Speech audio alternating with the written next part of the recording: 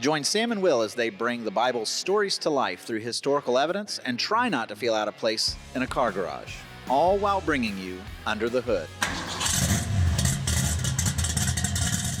Welcome to Under the Hood. I'm your host, Will. I'm here alongside Sam. Sam, what are we talking about today? Today we're going to be taking a look at Herod the Great, kind of a biographical sketch. This is a guy that shows up in the gospel. He's in Matthew, he's in Luke, right at the beginning. This is the guy that is most famous for doing something really, really atrocious. What is it? He slaughters all the babies of Bethlehem. He orders the slaughter of all the babies of Bethlehem. But he's dies not long after Jesus is born. Like Jesus will be a toddler, a pretty young kid when Herod dies. And it's like, who is this guy? Where does he come from? And it turns out there's actually a lot of historical evidence that gives us a picture into the mind of this guy, how he operated, why he was so influential during Jesus's times. And so we're going to dive into who is this guy. Because he's one of those guys that shows up in the Bible, but is not talked a lot about in the Bible. But he's an interesting guy that we know a lot about outside of the Bible. That's right. So you have Herod the Great, and then we're going to talk about how he has other Herods to follow after him as a family name that are going to be influential throughout the rest of the Bible. So it'll be one of his sons that is holding the trial for Jesus when Pilate sends him to Herod. That'll be Herod the Great's son. Archelaus, there's different Herods that govern over different areas, but Herod the Great is the first one who governs over all of the region. Okay, so let's start there. Why is he called the Great? Well, this is actually a title that's given to him posthumously. So after he's dead, it's not like he was walking around and everyone's I'm like, the Great. Herod, yeah, you're so great. And there's different theories as to why, because when you learn about Herod, nobody really liked him. Like his countrymen really despised him, actually. Only the people that he enriched were really in his camp. But he did some pretty phenomenal things. Like architecturally, his building projects are still around in Israel. I mean, we've been there. They're amazing. We've seen some amazing stuff that he did.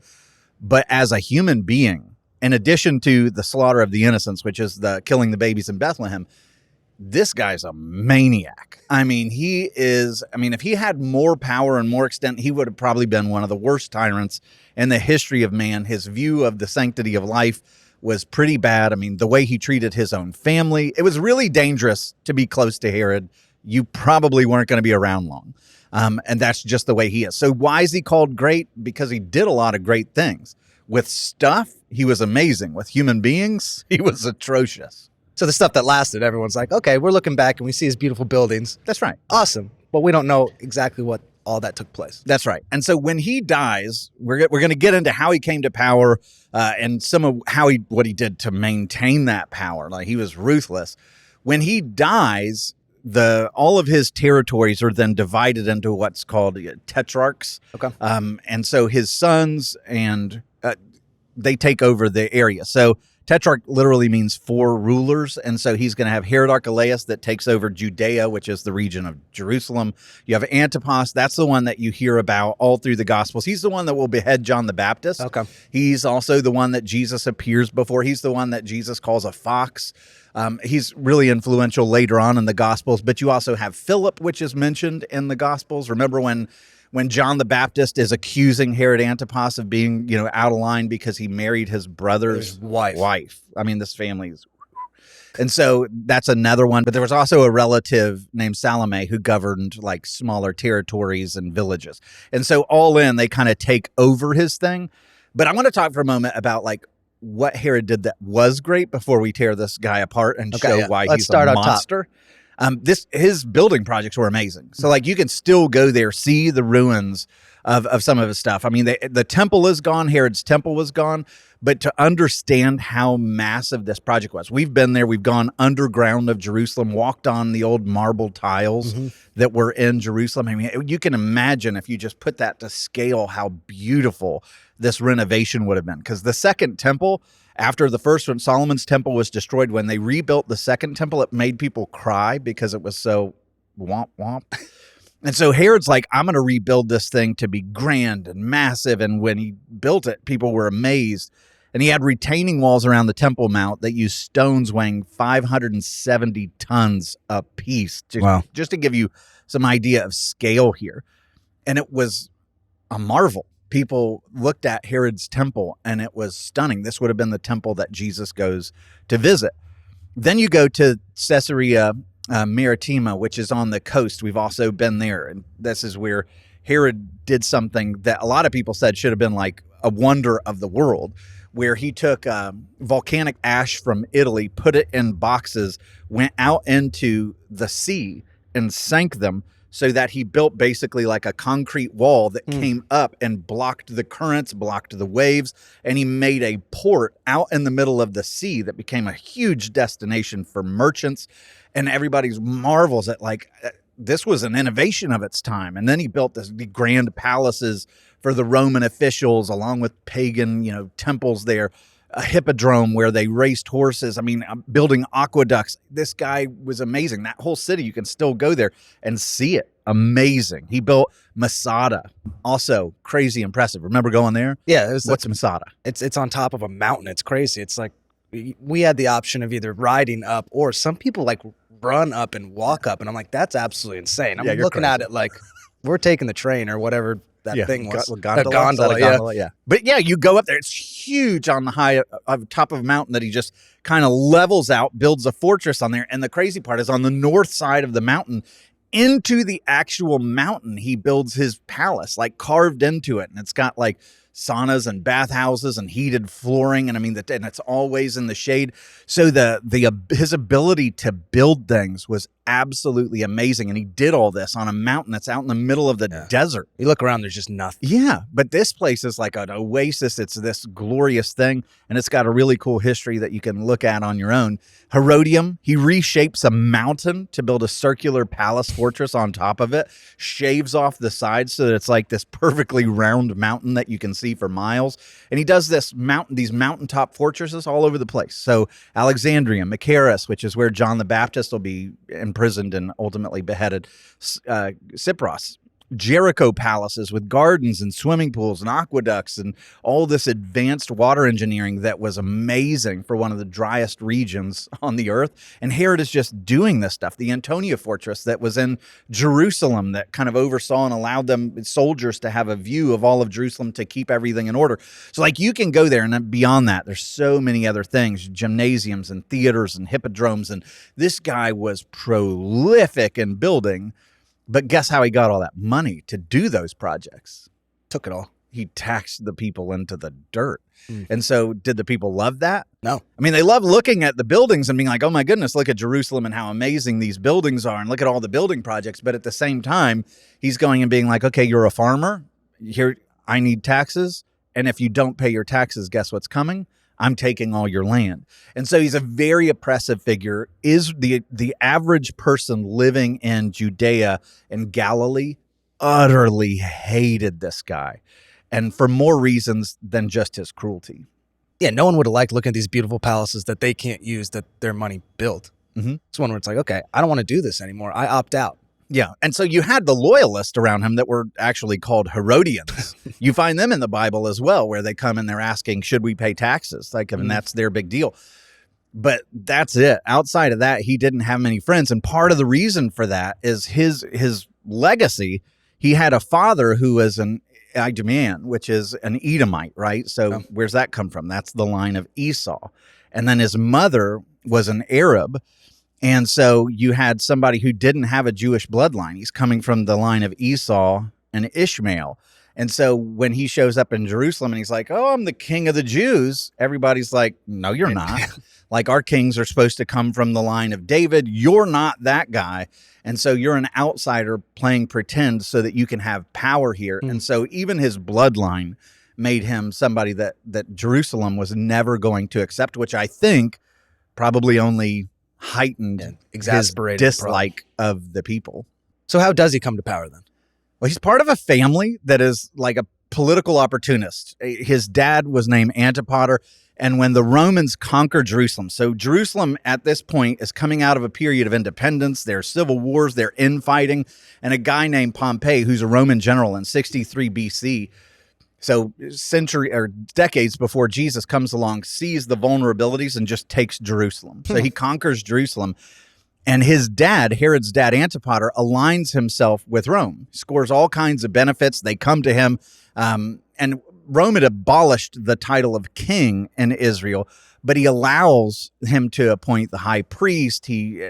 Julius Caesar comes along and makes Antipater the governor over all of Judea, governing everything, gives Roman citizenship to the entire family, including Herod. And so now Herod's stock, he's like hanging out with Mark Antony when he's younger.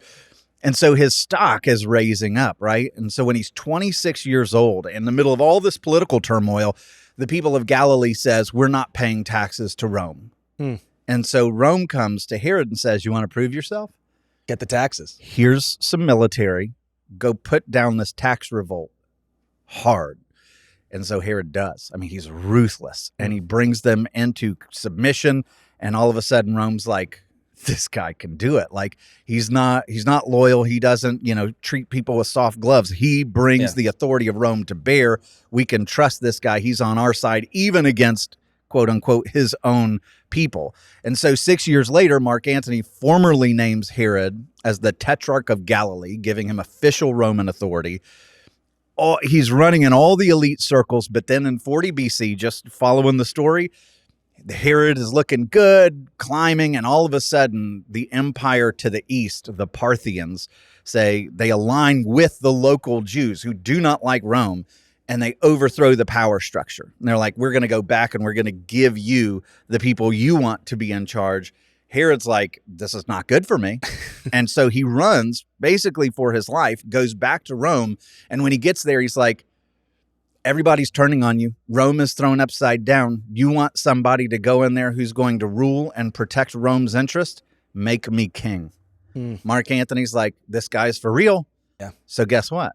Without having any local support in Israel, Rome's like, okay, well, if they're overthrowing all of our people, we need somebody in there who can lay claim to it. Yeah, there's a fight involved. And they name him King of the Jews with no popular support, even when he's not governing there.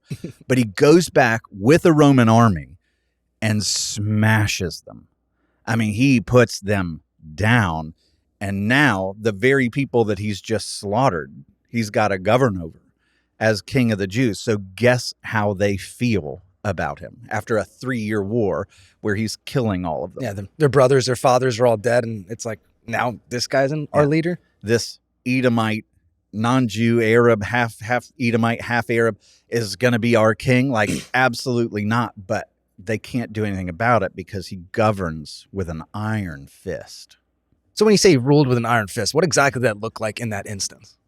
Anybody that stood up against him or Rome's interest, he just put to death.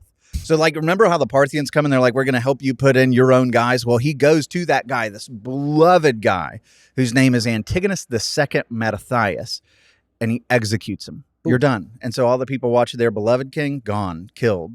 Then he goes to 45 different loyalists that were in the aristocratic level, all killed. He executed the former high priest on false charges of treason, right? Oof. Being a threat to power. And he reigns over this region, and anybody that stands against him, any negative opinion, guess what? You found yourself being murdered because Herod would not allow that at all. He executed this, the Sanhedrin? Yeah. So in Jerusalem and all of the Jewish circles, the governing body of elders that governed over the Jewish religious matters was called the Sanhedrin. So he goes to them and executes them. So there's the historian Josephus claimed, listen to this, that Herod slew all but one member of the Sanhedrin. So in a group of 70, one of them lived. That's according to Josephus, if we take him at his word. And so murder and intimidation, he recreates the priestly class to be loyal to him, which, by the way, the Sanhedrin's filled with Sadducees. So when Jesus comes along, the Pharisees are very much about pro-Israel, let's make Israel great again. It's all the traditions and everything else. The Sadducees are all very, very loyal to foreign influence. They're far more liberal. They don't believe in the supernatural. Why? Because the people that were restocked in the power class on the Sanhedrin were put on there by Herod. Now, this is going to be several decades before Jesus. But you see, he's shaping the power structures to not really put God first. It's, no. Remember who you serve. You may be a priest, but if you want to live. Yeah, Rome's in charge. You serve me in Rome.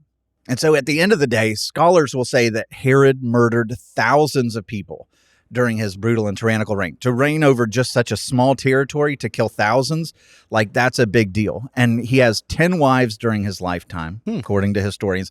And he's using these marriages to build like personal advantages and political. They're power marriages. That's right. So like one example of this is he's like, how do I get this local Jewish population to like me that's just slaughtered all of their people, killed their favorite kings, not of their bloodline? And so he marries a woman whose name is Mariamne the First, who's the granddaughter of 2 former high priests. So he's looking for who's got the best credentials, the pedigree, 2 high priests, and this granddaughter of 2 high priests. Like, you can't get much more Jewish than that. So he marries her. But the problem is she doesn't like him, right? And so when he realizes that and figures out, or at least believes that she's conspiring against to overthrow him, okay, he has her accused of adultery and treason. And so guess what happens to her? She's going to be executed. And then he executes her mother for conspiring against him. And then he executes the 2 sons that he had with her, strangling them both to death. He also has his son Antipater executed. Like, this guy is paranoid at least. It doesn't matter. Like, it doesn't matter if you're distant, if you're a high priest, if you're a political enemy, or you're his son or wife or mother-in-law. Like, you are entirely unsafe around him. And there was a great quote by Emperor Augustus, Caesar Augustus, who says, "It's better to be Herod's pig than his son." Oof. And the words in Greek are very similar, so it sounds like a play on words. But it's better to be Herod's pig than his son. Why? Because Herod wanted to pretend that he was a good Jew. So if you were a pig... Oh, you're safe, because he won't kill you to eat you. Because he's too Jewish to kill a pig. But his son is on the chopping block. But I'll kill my own son.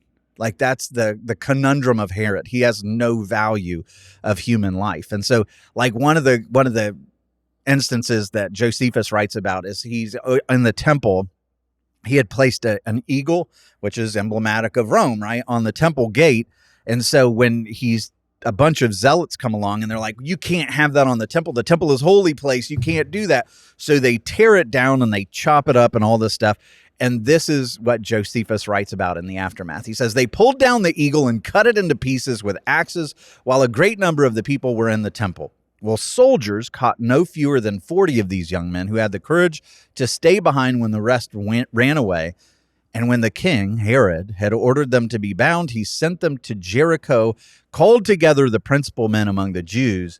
Herod deprived Matthias of his high priesthood. He burnt the other Matthias, who had raised the sedition, with his companions alive. So he rounds up these 40 men along with high priest, burns them alive. Wow. Like, you mess with something that I put up, my decoration, I'll burn you alive. And so he just had this reputation, like, you did not mess with him. He had secret police, underground informant networks. He used torture. Like, this guy, and anybody who stood against him ended up dying. And so another thing that's pretty wild about him that kind of colors, like, I want you to think about the religious institutions that Jesus is walking into. This guy used the office of high priest like a political appointment. Which is the highest religious position. That's it. This is the one who is in charge of all of the sacred feasts, all the temple sacrifices, everything else. And so during his reign, he appointed 7 different high priests, had some of them murdered. One of them, guys, was like, he appointed foreigners, like, which is crazy because you had to be from the tribe of Levi. You had to be from the line of Aaron. Like, and he's appointing a guy whose name is Ananias of Babylon.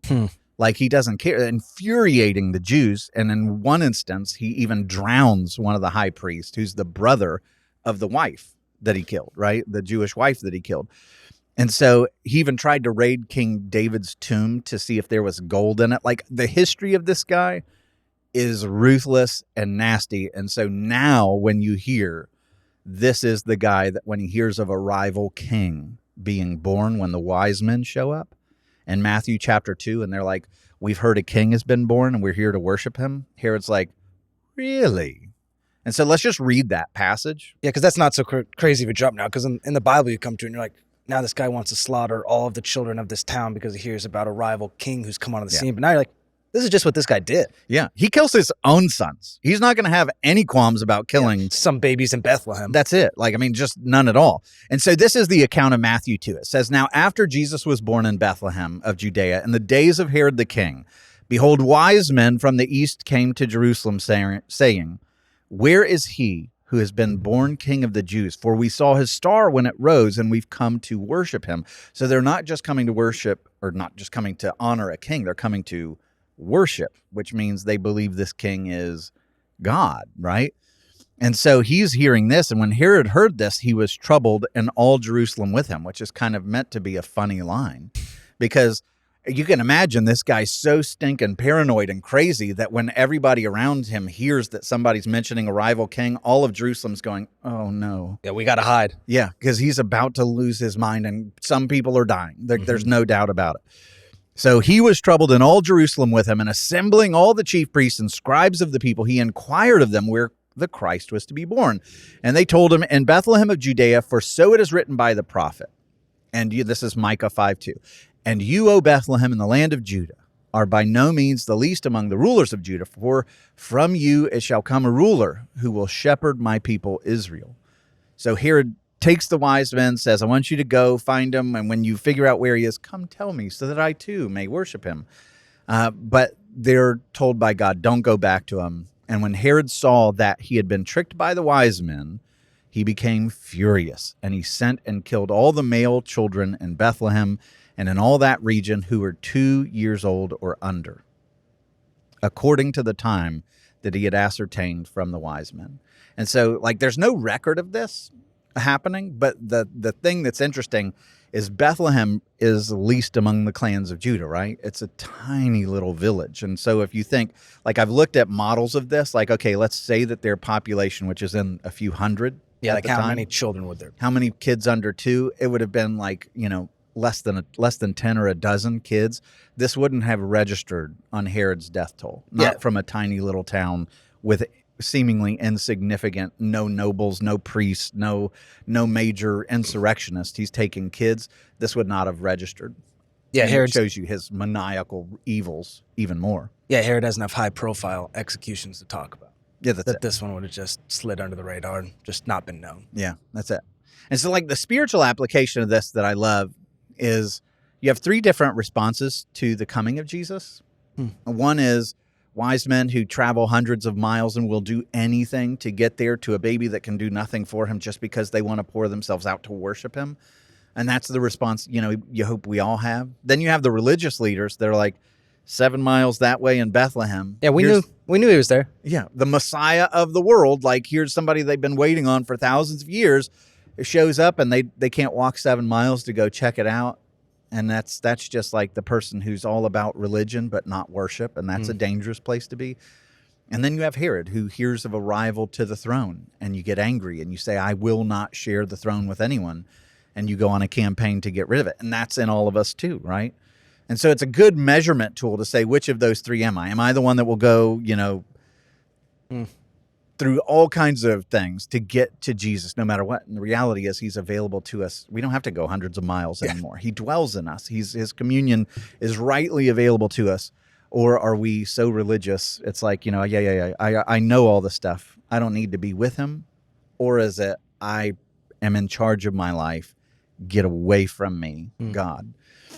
So anyway, Herod dies, and Josephus writes about how he dies. It's not a pleasant death, but it's kind of fitting to the life he lived. Yeah. And someone wonders, like, does Josephus exaggerate this? Because it's pretty wild. He says his entrails were also exulcerated, which means he's internally bleeding with ulcers and everything else. And the chief violence of his pain lay on his colon. So he can't, like, every time he goes to the bathroom, you can imagine. An aqueous and transparent liquor also had settled itself about his feet. So he's just rotting. And a like matter afflicted him at the bottom of his belly. Nay, further, his privy member was putrefied and produced worms when he sat upright. He had a difficulty of breathing, which was very loathsome, on account of the stench of his breath and the quickness of its return. So he's dying. And he also had convulsions in all parts of his body. And in typical Herod fashion, you know what he does when he's approaching death? Probably hurt somebody, imprisoned someone. And he urges his team, round up all the prominent Jewish religious leaders, imprison them in Jericho's hippodrome, and when I die, I want all of them slaughtered, so that when I die, Israel mourns. He knows they're not going to mourn for him. So he's going to make a sad thing happen during But the it's same going to be time. sad, because I'm going to take the people you do love and I want them killed. But his sister Salome ignored the order. And Herod died in Jericho. He's buried at Herodium, which is the circular hilltop fortress. We have his tomb. And you can go there and see some of the stuff from Herodium. It's pretty fantastic. But that is Herod the Great. A very real figure, a very troubled figure, and one that fits the biblical narrative of him slaughtering babies with not an ounce of conscience. Yeah, that is so fascinating. His architecture survived. And now when you match his history up, it is kind of a mixed bag of a life. Yeah. He's an evil person, sadly. You know, and as bleak and awful as that is, you know, Herod is going to die as Jesus is being born, and within a few decades, Jesus launches his public ministry. And, you know, this is the King of Kings. And how different are the two? You know, when you have a people that have been trained that this is what a king looks like, he is merciless and he's only self-interested and he will make everyone else die before he ever gives up reign or his own power or his own privilege. What a beautiful contrast that Jesus then presents, because he's the king that comes and says, no. I'll disadvantage myself so that you can have it all. I will lay down my power and privilege so that you can become sons of the king, so that you can be exalted, so that you get an everlasting inheritance, so that you are made perfect, and all of these things. And it's like, if you look, I mean, they're the antithesis of one another. And praise God, because he is God. He could be cruel, and there's absolutely nothing that we could do about it. And yet our God is humble and kind, and he comes and he pours himself out, and he is the farthest thing from a Herod-type figure.